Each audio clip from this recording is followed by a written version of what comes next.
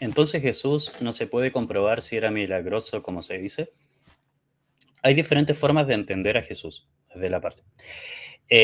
A ver, como lo dije anteriormente, el judaísmo del siglo I, muchas veces y académicos en el área no nombran el judaísmo, sino los judaísmos. O sea, en este sentido que habían diferentes formas de ver o de vivir el judaísmo. Recordemos que el judaísmo no era solamente, digamos, tener una religión, porque el judaísmo en sí no trata como una religión, sino que es todo un tema cultural. No es, digamos, como que hoy me vuelvo cristiano y listo y automáticamente soy cristiano. No. En el judaísmo era bien distinto, o es bien distinto, súper distinto hasta el día de hoy, porque es todo un tema, celebración de fiestas, cómo vivir, cómo comer, etcétera. Es todo un reglamento. Hay cualquier cosa que me corrija Jacob, ya que él está ahí. Dice, en cuanto a Jesús, en ese tiempo habían judíos que creían en los demonios, o en espíritus malignos. Por lo tanto, a Jesús era normal que dentro de ciertos grupos, sobre todo los apocalípticos, eh, lo vieran como un exorcista de la época. O sea, había muchas personas que podían hacer milagros, que podían, porque era un tiempo bastante primitivo. Estamos hablando de que habían personas que creían que, por ejemplo, no recuerdo si es el apócrifo de Simón del Mago, que donde dice que caminó sobre la cabeza, digamos, del emperador. Entonces, o sea, en el aire. Entonces, hay bastantes, la época refiere a bastantes personas haciendo milagros, sacando demonios, sanando, reviviendo gente, etcétera. No es algo aislado el tema de Jesús. La gente realmente creía esas cosas. Sobre todo, Jesús se incorporaba a la gente más campesina todavía, en donde habían más mitos, en donde se desarrollaban y estaban más lejanos a la Torá. Porque si tenemos a un Jesús predicando en el pueblo, entre los pescadores, entre las personas, y alejándose del templo, o sea, iba al templo obviamente, como todo judío, si le podemos decir un rabí, pero a quien iba la predicación con parábolas, con ejemplos cortos, digamos, con ejemplos más sencillos, era el pueblo precisamente. Tenía confrontaciones, según la Biblia, con, digamos, fariseos que tratan de ponerlos muchos ahí, siendo que lo más probable es que Jesús haya sido una especie de fariseo. Tenemos a Jesús comiendo en la casa de un fariseo, tenemos, digamos, manteniendo ciertos diálogos, etcétera, según lo más probable es que los redactores de los evangelios hayan querido a dejar como los judíos como los malos, como en este caso, por ejemplo, por eso tenemos a un Pilato lavándose las manos porque quieren dejar a Roma bien y a los judíos de cierta manera los querían dejar como los culpables de la muerte de su maestro. Entonces hay ciertas cosas que se van dando a entender cuando uno analiza los escritos. No solamente eso, cuando nosotros entendemos que siempre intentan poner a Jesús contra los fariseos, hay una especie ahí, digamos, yo creo, muy grande de intención de hacer esto, para poder intentar que se vean más culpables. No sé si quieres decir algo tú, Jacob, de este tema. Justamente así. De hecho, el tema de los milagros, pues le estás preguntando a un historiador, no sé qué historiador te va a decir que si se puede comprobar un milagro. No dudo que la respuesta vaya a ser que sí. En el judaísmo, si preguntas a nivel, lo que llaman teología, eso ya es otra cosa. Y en las fuentes judías, ¿no? Pues no eran milagros, eran otras fuentes, lo que sea. Entonces, pero no tengo nada más que agregar, aparte de que si preguntas en rigor histórico de comprobar un milagro, me parece una pregunta No se puede. Claro, difícil de corroborar. correcto, la historia no está dentro de los parámetros de la historia acoger hechos sobrenaturales. Por ejemplo, no podemos decir de que si históricamente Moisés partió el mar en dos, porque no se puede ver. No podemos ver históricamente si la serpiente, vamos a decirlo así, hablaba en el jardín del Edén, o si, digamos, un ángel hizo tal cosa, porque la historia, solamente los parámetros que se usan son de algo plausible, algo medible, algo lógico dentro de lo que nosotros entendemos lo que es lo natural, lo plausible. Entonces, los hechos sobrenaturales en la historia no cuentan. Por lo tanto, un historiador no te va a estar diciendo de que Jesús caminó sobre el agua históricamente o de que Jesús revivió históricamente. O sea, históricamente la resurrección no es un hecho. Eso se tiene que saber. O sea, tampoco es que se niegue rotundamente, sino que simplemente la historia no se mete en ello, o sea, la aparta dentro de. La pregunta, ¿qué tienen que hacerse los Jesús Team? Es porque el Vaticano, si los dueños del supuesto Nuevo Testamento y no los tiene y nunca lo escribió un judío, pensar en esto. Es media rara la pregunta que hace, pero se puede entender que según él, el Vaticano hizo el Nuevo Testamento. Yo quiero saber si él tiene claro cuándo se hizo el Vaticano. O sea, porque el Nuevo Testamento existe mucho antes de que exista el Vaticano. Entonces, como que no va muy bien con el tema. Y los evangelios, digamos, como tradición, se ponen desde el segundo siglo. Desde el siglo II en adelante comienzan ya a tener los nombres, pero ya, digamos, podemos entender que los escritos vienen un poquito antes. Años 70, 80 ya se comienzan a desarrollar los evangelios y las cartas paulinas son anteriores.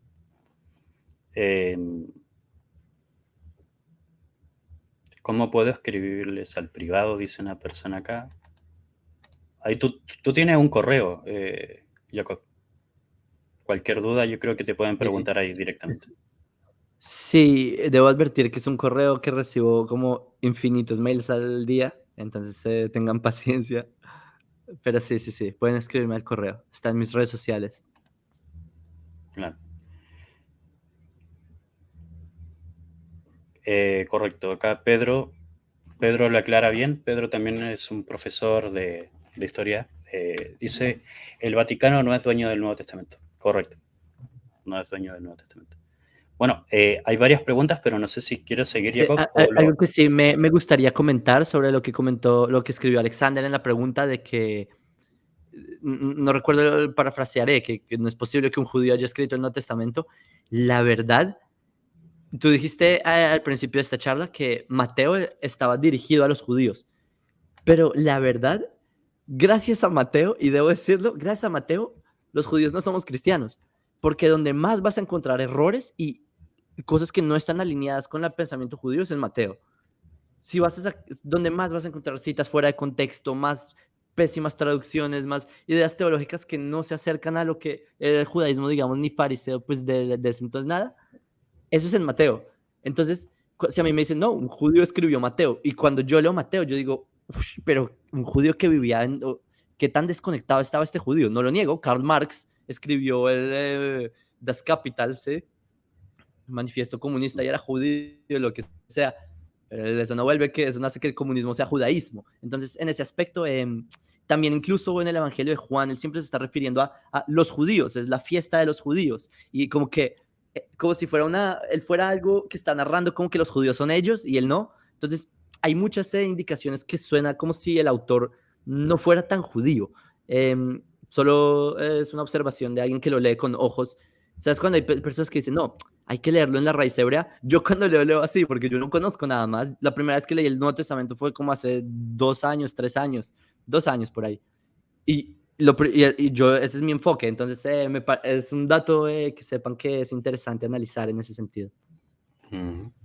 Acá Héctor Trujillo dice, ¿Jesús era judío o gentil?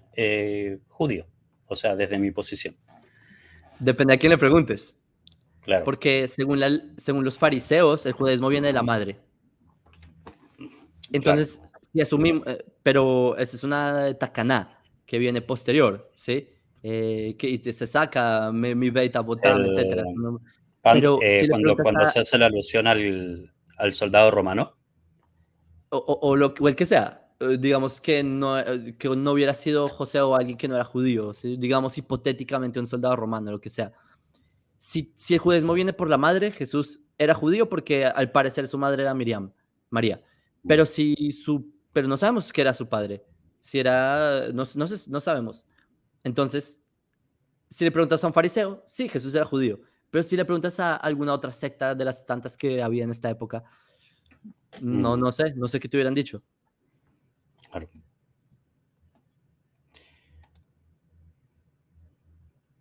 Dice, cordial saludo desde Colombia. ¿Qué opinan del mensaje de Jesús sacando la religión de por medio Jesús jamás sacó la religión de por medio. Jesús era, según los propios textos que dicen, Jesús era un celoso de la ley, como los textos dicen, e incluso que iba a la sinagoga como le era de costumbre, según los textos, abría el rollo y leía, digamos, el rollo de Isaías y otros más. Era una persona, según los textos bíblicos, bastante religiosa dentro de los sentidos, dentro de los términos. No sé si quieras decir algo con eso, Jacob. Sí, yo soy un poco más radical en este aspecto. Yo propongo, al igual que muchos otros, que el judaísmo no es una religión. Sí que el mensaje de Mm. Jesús en ese momento, como que, que era la religión, todo era visto como un nacionalismo religioso, un nacionalismo, Como simplemente con perspectiva. lo político y lo que hoy consideramos religioso era una sola cosa antes. Sí, Entonces, era el efecto fotoeléctrico. El punto es que la, la, la religión sí, es un concepto que viene después, religio, que digamos se contamina el judaísmo de esto, la definición de judaísmo, judaísmo. El punto es que si me preguntas a mí, yo no sé qué hay de religión en el judaísmo, ¿sí? Pero si me preguntas por lo que se conoce como hoy en religión, entonces como dijo Guido, es muy difícil de sacar, sino que todo el relato de Jesús es teológico. Pues no todo, pero buena parte.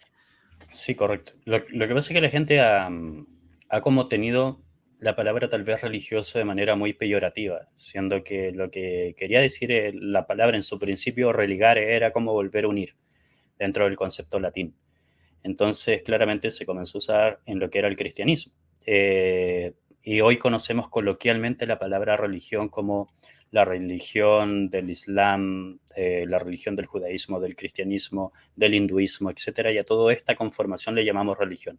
Pero muchas veces si uno le pregunta, por ejemplo, a las propias personas que practican esto, que viven esto, te van a decir que no son religiosos. E incluso a los propios cristianos, cuando tú les preguntas sobre el tema de la religión del cristianismo, te va a decir, Jesús no es religión o yo no soy religión, pero son religiosos. Entonces, como es Es muy una relación con Dios, nada más. claro. Pero, de hecho, sí puedo también agregar una pizca más, que la palabra judaísmo es una palabra relativamente, no quiero decir moderna, pero su connotación es del siglo XVIII.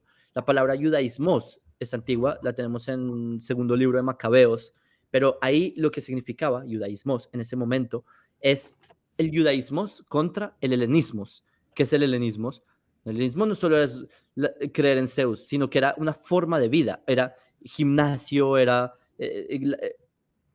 filosofía, o sea, todo un sistema político, la democracia. Entonces es el helenismo contra el judaísmo. Así es como aparece la palabra judaísmos, la idea judía, que abarca desde política judía, filosofía judía, espiritualidad judía.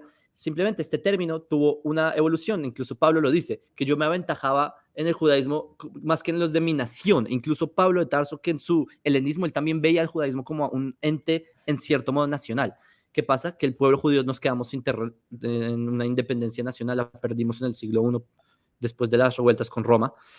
Y lo que ocurre es que el término empieza a perder su factor político. Así es como se empieza a desconectar poco a poco y pues con el pasar de los 2 milenios es que se tiene esta concepción de religión, pero porque el judío no tenía Estado. Es por esta más que todo la razón.